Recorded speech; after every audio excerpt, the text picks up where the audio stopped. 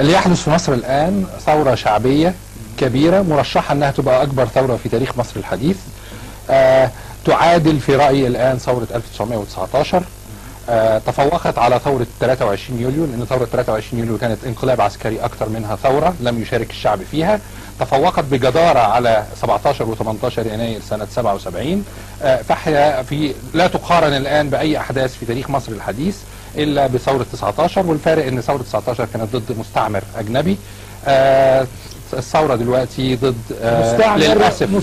للأسف نظام الحكم المفروض وطني، إنما يمارس القمع بدرجة أشد من المستعمر الأجنبي، والشعب المصري مصمم وصامد ان هو يخلعه من الحكم اكتر من تصميمه على زوال الاستعمار الانجليزي من مصر سنة 1919. نعم. البرادعي جاء الى مصر وفي فيينا مع الصحفيين قال انه سيعود يكون في صف الشعب، وانه مستعد لقيادة عملية التغيير اذا طلب منه ذلك، وانه خلص في الشعب وصل الى درجة لا يمكن ان يتراجع، وانه خلص مبارك 30 سنة كافي أن يخرج من السلطة. وفيه شعارات تقول لن نرضى بأقل من ذهاب مبارك وسقوط هذه الحكومة. وأنا هنا ردا على هذه الشعارات الأمين العام لحزب الحاكم صفوت الشريف قال قيادات مصر والحزب الوطني لا تعرف الهروب زي بن علي. احنا بقولها هنا، والكلام كله كلام ناس تافهين لا يمثلون أي شيء في الشعب المصري. تفضل. ما هو لازم هيقول كده. هو بن علي بن علي قبل ما يمشي باسبوعين كان بيقول ايه؟ وقبل ما يمشي باسبوع كان بيقول ايه؟ وكان بيقول انا فهمتكم. صفوت الشريف طالع بتصريح شبيه بخطبه بن علي بتاعت فهمتكم. مطالب الشعب فوق راسنا، واحنا وصلت لنا الرساله. وتتفرج على الخطاب الاعلامي للنظام الحاكم في مصر على مدى الايام والاسابيع الماضيه يثير الضحك، لان هم بيتراجعوا خطوه بعد خطوه. اول خطوه لما حصلت ثوره تونس واثير على طول في الحال المقارنه مع مصر، وهل ممكن يحصل الكلام في مصر، ملأوا الابواق بتاعت الحكومه، ملأت وسائل الاعلام الحكوميه والمستقله وغيرها ان مصر مش زي تونس، ومصر مختلفه عن تونس تماما. وقعدوا يعددوا لنا، الاستاذ عبد المنعم سعيد قعد يعدد لنا 10 اختلافات بين مصر وتونس تثبت تونس صغيرة ومصر كبيرة، تونس فيها طبقة متوسطة ومصر ما فيهاش طبقة متوسطة، تونس التعليم فيها، تونس ما فيهاش انترنت ومصر فيها انترنت. فالشعب كذب عبد المنعم سعيد وكذب قيادات الحزب الوطني. ودلوقتي الخطوة اللي بعد كده لما قامت المظاهرات قالوا لا ده 2000-3000 واحد هم بتوع النشطاء وما فيش ولا مواطن مصري انضم ليهم. الأستاذ نبيل لؤى بباوي، الدكتور نبيل لؤى بباوي رئيس لجنة الثقافة والإعلام في مجلس الشعب طلع في أول يوم قال ده هم 2000-3000 واحد اللي بيطلعوا كل مرة بتوع كفاية وبتوع الإخوان وبتوع الحركة طويل ومفيش ولا مواطن مصري انضم، وخلاص المظاهرة انتهت على كده. ثبت كذبه في نفس اليوم، و20-30 ألف واحد في ميدان التحرير، وعشرات الآلاف على مستوى الجمهورية، في قول ان هم 300 ألف على مستوى الجمهورية. رجع الخطاب لا ده في ناس فعلا جادين، ورجعوا حسام البدراوي امبارح بيقول لا في شباب وليهم مطالب واحنا متفهمينها، وصفوت الشريف قال طلبات الشعب فوق الرؤوس. بقى في اعتراف دلوقتي ان هم مصر زي تونس، وان اللي طلعوا مش نشطاء بس، اللي طلع هو الشعب، وان الشعب ليه طلبات والطلبات هتتناقش. والكلام اللي بيتقال طيب احنا ما فيش مانع نناقش الطلبات دي، واحنا كنتوا تعرفونا ندرك له طلبات واحنا نناقشها، ما احنا بنناقشها فعلا. واكن الطلبات دي ما بتتقالش بقى لها 20 سنه. الطلبات هي اللي بتتقال من 20 سنه. كنتوا فين؟ قال انه لا يمكن ان يتم التراجع الان. لماذا؟ لانه سقط ضحايا وقتلى والان شهداء سقطوا، فهذا خط احمر تم تجاوزه، وبالتالي لا يمكن ان تتراجع هذه حركه الاحتجاجيه. ما رايك انت في هذا الكلام؟ والفريق الاخر يقول لا يمكن، كل شيء اندر كنترول وكل حياه لا يمكن التراجع، عشان نقطه من النقط اللي الدكتور احمد قالها ان في شهداء ماتوا ودمهم مش هيروح هدر، دمهم مش رخيص، دمهم ليه ثمن. اي تراجع دلوقتي يبقى كأننا ما عملناش حاجه. الناس طلعت، الناس اتشجعت.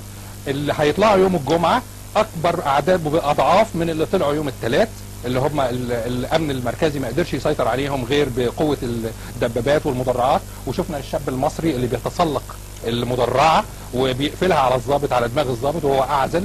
وشفنا الشاب المصري اللي في اسكندريه اللي واقف قدام المصفحه، والمصفحه هي اللي وقفت قدامه. شفنا الشاب المصري اللي اعزل اللي قدامه 5 6 عساكر امن مركزي وهو اللي بيهجم عليهم وبينط عليهم.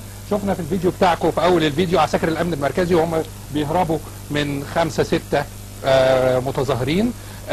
لا الموضوع الشعب اللي نزلوا يوم الثلاث اقل من اللي هينزلوا يوم الجمعه، لان موضوع المظاهرات لم يكن يؤخذ بجديه حتى يوم الثلاث. يوم الثلاث ده نقطه تحول في تاريخ مصر، لان في تاريخ مصر على مدى عشرات السنين كان معروف اللي بينزل 30 40 واحد 100 300 500 وبيحطوهم الامن المركزي ويقعدوا يهتفوا شويه او يقفوا وقفه على سلم النقابه ويروحوا تاني. وكان كانت حركه عبثيه، يعني كان النظر للمظاهرات في مصر على ان دي حاجه عبثيه ولا معنى لها، وازاي شويه متظاهرين هيشيلوا حكومه وجيش وشرطه واعلام وهيصه. اما حصلت في تونس كسرت حاجز الخوف، ازاي شويه متظاهرين عزل شالوا رئيس وغيروا حكومه، وما زالت الثوره مستمره في تونس. في مصر قالوا ليه ما يحصلش عندنا نفس الحكايه، لكن كانوا متخوفين ان الشعب المصري سلبي شويه ومسالم شويه فمش هيطلع زي الشعب التونسي. ففي ناس كتير من اللي كانت ناويه تطلع يوم الثلاث كانت مستنيه تشوف ايه اللي هيحصل يوم الثلاث عشان يشوفوا اذا كان هتسفر عن حاجه ولا لا. لا، بعد اللي حصل ده كله اللي هينزلوا يوم الجمعه اضعاف مضاعفه من اللي نزلوا يوم الثلاث، والشعب المصري مش هيتراجع تاني. في فيديو مكون من جزئين موجود على اليوتيوب بدعو الناس كلها تشوفه، للعقيد عمر عفيفي اللي هو عقيد سابق في امن الدوله وليه كتاب مشهور اسمه عشان ما تنضربش على قفاك. بيشرح ازاي ان المظاهرات دي منظمه تنظيم دقيق جدا وعلى اعلى مستوى، مش مجرد ناس بتطلع كده وخلاص. المظاهرات دي متنظمه بحيث ان الشعب المصري مش هيرجع بيته الا لما تتنفذ مطالبه. والمظاهرات بتتعمل زي ما حصل في الاسماعيليه النهارده، بيطلعوا مجموعه يطلع عليهم الامن المركزي يلاقوا مجموعه ثانيه طالعه من حي ثاني. ده التعليمات بتاع النصايح بتاعه العقيد عمر عفيفي في اليوتيوب، ان هيطلع في القاهره 100 مظاهره من 100 مكان في نفس الوقت في احياء شعبيه حتى مش في الميادين العامه. وهو بصفته عقيد سابق في امن الدوله عارف قوه الامن المركزي بتاع النظام، ما بيقدرش يخش في الاحياء الشعبيه، مش مدربين، ما بيقدرش ينشر تشكيلات. الغلطه اللي حصلت يوم الثلاث هي ان المكان كان مكشوف بتاع ميدان التحرير فسهل ان هم ينشروا تشكيلاتهم. هيتم التغلب على دوت سواء في يوم الجمعه او في الايام التاليه، والنظام الحاكم في مصر مش هيقدر يقف قدام الشعب. كلام النظام الحاكم على ان هو هيستجيب لمطالب وهنحل مشكله البطاله وهنحل مشكله الاسعار والكلام ده، اي قرارات هتطلع في هذا الشأن ليست مجديه، لان هي اتعمل زيها قبل كده كتير وما اتنفذتش. النظام الحاكم الشعب فقد الثقه في مصداقيه النظام الحاكم من زمان من سنين طويله. اللي الحكومه بتقوله الناس بتعمل عكسه، اللي الحكومه بتعمله حتى لو كان غرض الحكومه للصالح العام فعلا الناس ما بتثقش فيه وبتقول لا ده هم اكيد عاملينها عشان هيكسبوا منها حاجه، اكيد الكبار ليهم مصلحه في الموضوع ده. قانون المرور ساعه ما نزل قالوا لا ده عايزين يبيعوا مش عارف ايه، وفي واحد من الكبار هو اللي جايب المثلثات ومش عارف ايه وعايز يبيعها للناس. فاي حاجه بتتعمل من الحكومه ملهاش مصداقيه، بس الفرق ان الناس كانت غاضبه عن الحكومه وما بتعملش حاجه. دلوقتي الناس غاضبه ومتاكده ان اي كلام من النظام الحاكم ملوش مصداقيه، عشان كده الكلام مباشره على ايه؟ على الشعب يريد اسقاط النظام الحاكم. اللي بيتهاجم الحزب الوطني، مفيش اي تخريب لمنشأة عامة حصلت، مفيش عربية، مفيش محل. الهجوم على الحزب الوطني، الهجوم على الاسم، الهجوم على صور حسني مبارك في الشوارع.